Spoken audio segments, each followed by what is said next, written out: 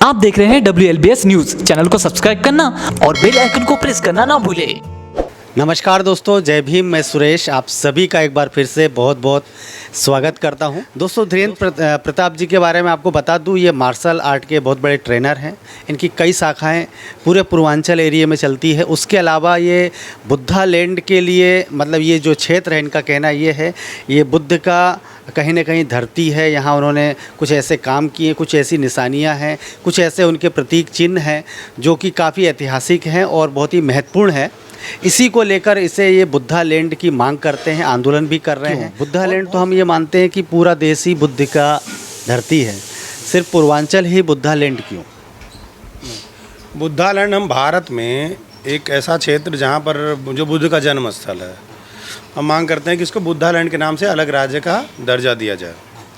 अब जो हमारी अलग राज्य की मांग है, ये बाबा साहब के जो आंदोलन है, सत्ता का विकेंद्रीकरण का सिद्धांत जो बाबा साहब का है कि छोटे राज्य बनने चाहिए, छोटी इकाइयाँ होनी चाहिए, छोटी प्रशासनिक इकाइयाँ होंगी तो वो ठीक ढंग से काम कर पाएंगी।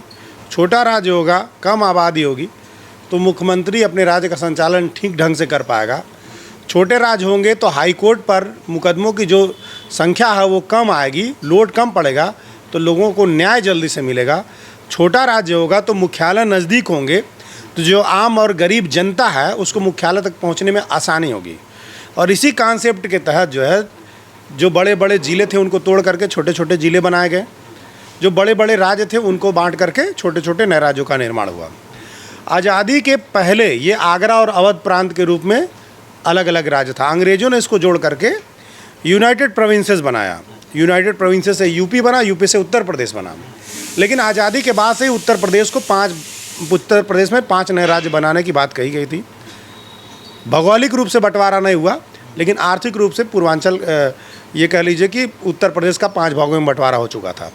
सन 2000 में यहाँ से एक राज्य निकल करके उत्तराखंड अलग हो चुका है। बाकी जो बचा हुआ उत्तर प्रदेश है उसमें 4 नए राज्य बनने हैं, जिसको लेकर के हम लोग वर्ष 2006 से आंदोलन कर रहे हैं कि ये राज्य अलग हो जाए। 2011 में बहन कुमारी मायावती जी के शासन में विधानसभा उत्तर प्रदेश से ये प्रस्ताव केंद्र सरकार को भेजा गया कि उत्तर प्रदेश में 4 नए राज्यों का निर्माण कराया जाए। अब उन 4 नए राज्यों में जो हमारा पूर्वी उत्तर प्रदेश है, इसको हम लोग बुद्धा लैंड राज्य बनाने की मांग कर रहे हैं। और यहाँ से आपका सवाल शुरू होता है कि बुद्धा लैंड राज्य की मांग क्यों कर रहे हैं। देखिए, और नाम भी हो सकता है, बुद्धा लैंड ही क्यों? देखिए, आप आंकड़ा उठा करके देखेंगे तो पूरा देश एक साथ आज़ाद होता है, पूरा देश में एक संविधान लागू होता है और एक साथ चुनाव होता है, लेकिन पूरे देश का डेवलपमेंट एक समरूपता से चलता है। लेकिन आप देखेंगे तो पूर्वी उत्तर प्रदेश और बिहार, ये जो विकास की लड़ाई है उसमें बहुत पीछे छूट जाते हैं। कुछ नक्सली एरिया, जो आज नक्सल एरिया प्रभावित एरिया हैं, जहाँ पे खनिज संपदा ज़्यादा है, वहाँ जानबूझ करके पिछड़ा किया गया जो बड़े उद्योगपति हैं उनको लूट की खुली छूट देने के लिए। लेकिन सांस्कृतिक और ऐतिहासिक रूप से जानबूझ करके अगर किसी क्षेत्र को पीछे किया गया तो वो हमारा पूर्वांचल है, यानी पूर्वी उत्तर प्रदेश और बिहार। बिहार इसलिए क्योंकि बिहार बुद्ध की कर्म भूमि है। पूर्वांचल इसलिए क्योंकि पूर्वांचल बुद्ध की जन्मभूमि है। यहाँ कपिलवस्तु यहीं है, लुम्बिनी यहीं है, परिनिर्वाण भगवान बुद्ध का यहीं हुआ, सारनाथ यहीं पर है। तो ये कह लीजिए बुद्ध का जन्म स्थल कहा जाता है। महाराजगंज उनका ननिहाल भी यहीं पर है और जन्म स्थल जो लुम्बिनी है वो भी यहीं पर। कपिलवस्तु जहाँ उनका राज था, लुम्बिनी तो नेपाल में है। हाँ, लुम्बिनी नेपाल में है, लेकिन बस सटा हुआ है, जिला कपिलवस्तु ही है। तो ये पूरा क्षेत्र है। आप देखिए ना कि जो शासन सत्ता में लोग आए उनकी मनोवृत्ति क्या रही थी।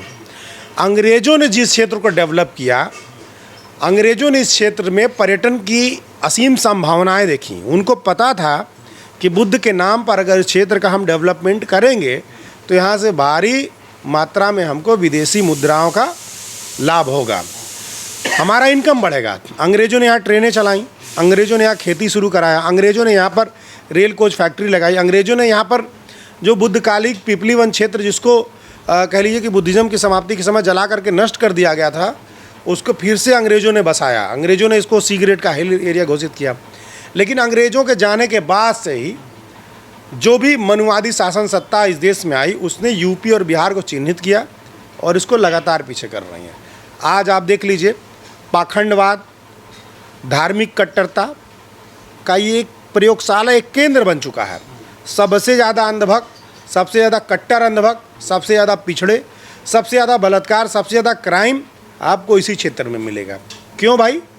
2500 साल पहले जो क्षेत्र पूरी दुनिया को रास्ता दिखाता है गणतंत्र का, पूरी दुनिया को करुणा सिखाता है, डेमोक्रेसी सिखाता है, आज 2500 साल बाद वही सबसे भ्रष्ट एरिया बन गया है, सबसे ज़्यादा पिछड़ा एरिया बन गया है। आपको बता दें कि पूरी उत्तर प्रदेश और बिहार की स्थिति ये है कि यहाँ का मजदूर आपको पूरी दुनिया के हर कोने में मिल जाएगा, सबसे छोटा काम करता हुआ। क्यों सरकारें ऐसी कोई व्यवस्था नहीं बना रही कि इस क्षेत्र का डेवलपमेंट हो? क्योंकि वो जानते हैं कि एक बार रोटी कपड़ा मकान की बात पूरी हो जी तो रोटी कपड़ा मकान की आवश्यकता के बाद व्यक्ति सम्मान खोजेगा, सम्मान खोजेगा तो अपना इतिहास पढ़ेगा। इतिहास जब यहाँ का लोग खोजेंगे तो यहाँ बुद्ध मिलेंगे, और बुद्ध मिलेंगे तो मनुवाद भागेगा, ब्राह्मणवाद खत्म होगा, जात पात खत्म होगा। किसी भी तरीके से बुद्ध के क्षेत्र को डेवलप नहीं होने देना है, ये इनकी मंशा है। और आपको बता दें कि किसी भी प्रदेश की जो विशेषता होती है, उस विशेषता के आधार पर, दूसरा उसकी जो सांस्कृतिक ऐतिहासिक पृष्ठभूमि होती है उसके आधार पर उस क्षेत्र का नामकरण होता है और उसी विशेषता को उस राज्य के बारे में उल्लेखित किया जाता है। जैसे हिमाचल में पहाड़ है तो लोग पहाड़ों के बारे में बात करते हैं, हमारे पास ऐतिहासिक धरोहर है तो हम उनके बारे में बात करेंगे।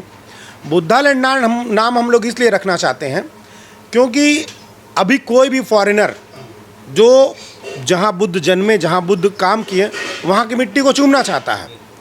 ये बुद्धिस्टों का मक्का मदीना है, लेकिन जब वो यहाँ आना चाहता है तो उसको पता नहीं चलता कि भारत में हम कहाँ जाएं।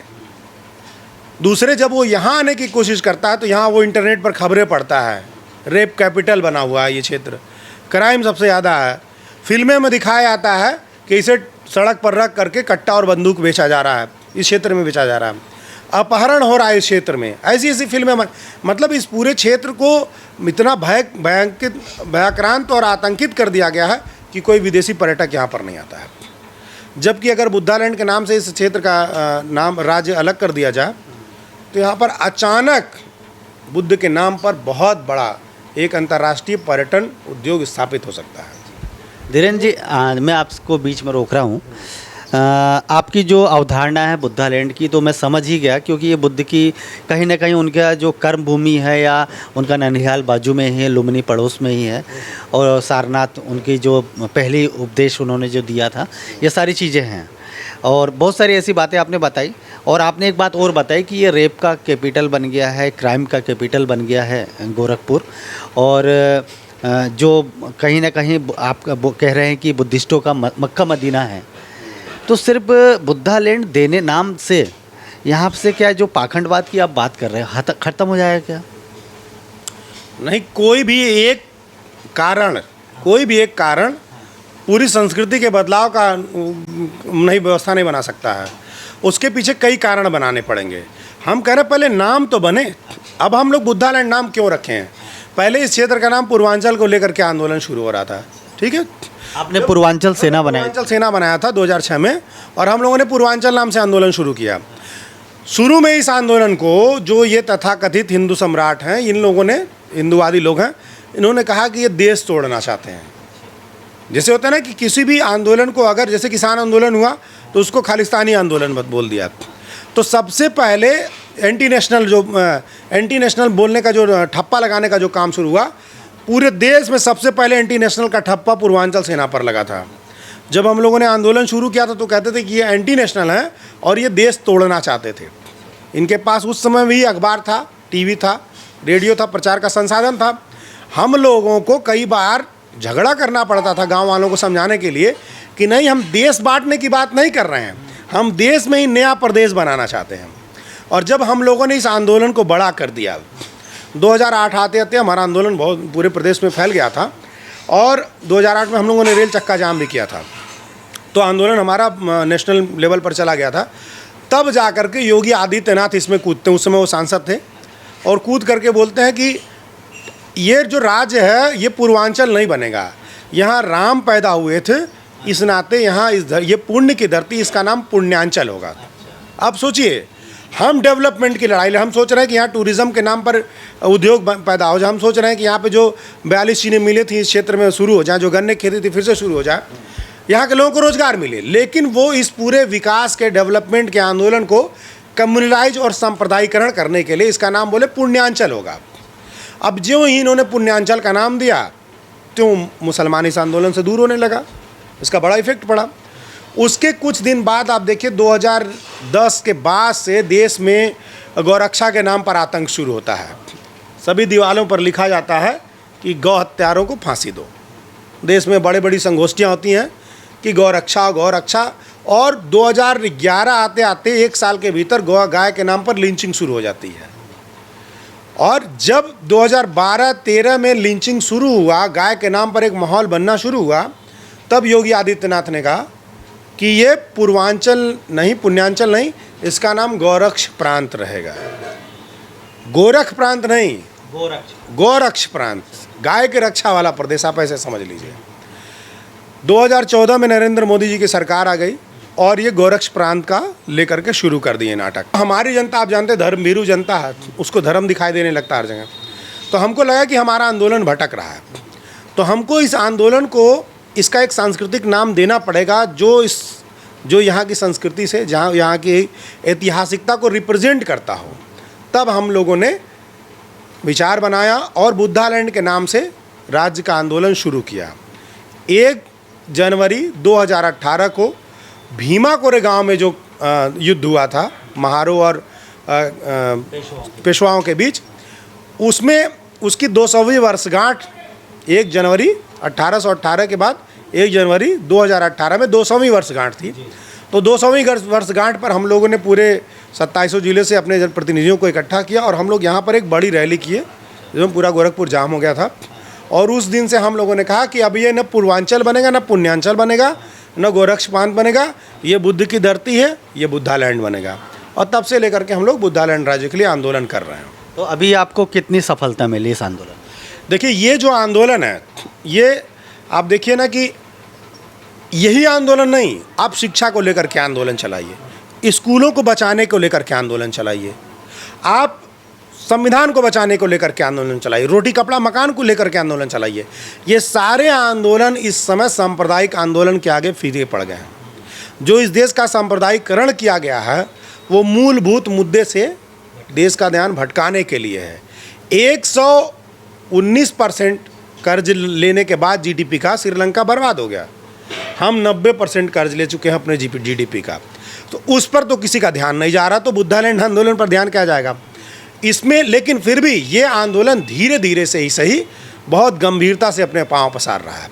अभी देखिए, हम लोगों ने गांव-गांव में बुद्धा लैंड राज्य निर्माण आंदोलन समितियां बनाई हैं और उन समितियों की प्रतिदिन बैठक होती है। सुबह 1 घंटे की बैठक होती है, उसमें हमारे जो छोटे बच्चे हैं वो जूडो कराटे की ट्रेनिंग लेते हैं और 45 मिनट ट्रेनिंग लेने के बाद 15 मिनट वो चर्चा करते हैं अपने हिस्ट्री पर, अपने बहुजन समाज पर, और जो भी कॉन्स्पिरेंसी उनके संविधान के साथ हो रही है या उनके अधिकारों के साथ, उस पर चर्चा होती है। और बुद्धा लैंड को लेकर के एक जनता का जो मनोबल है, उस मनोवृत्ति है, उसको बढ़ाया जा रहा है। तो अब हमारा आंदोलन गांव-गांव में खड़ा हो रहा है और आज की स्थिति है कि हम लोग जब चाहें तब चक्का जाम कर सकते हैं, लेकिन हम लोग इसको बहुत शांत तरीके से कर रहे हैं। अभी हम लोग 2700 जिलों में अपने पदयात्रा निकालने जा रहे हैं, रथ यात्रा कह लीजिए, पदयात्रा कह लीजिए, और उसके बाद 2700 जिलों के मुख्यालयों पे एक साथ प्रदर्शन होगा। उसके बाद हम लखनऊ में प्रदर्शन करेंगे। 2024 से पहले हम सरकारों को मजबूर करेंगे कि हमको बुद्धा लैंड राज्य मिल जाए।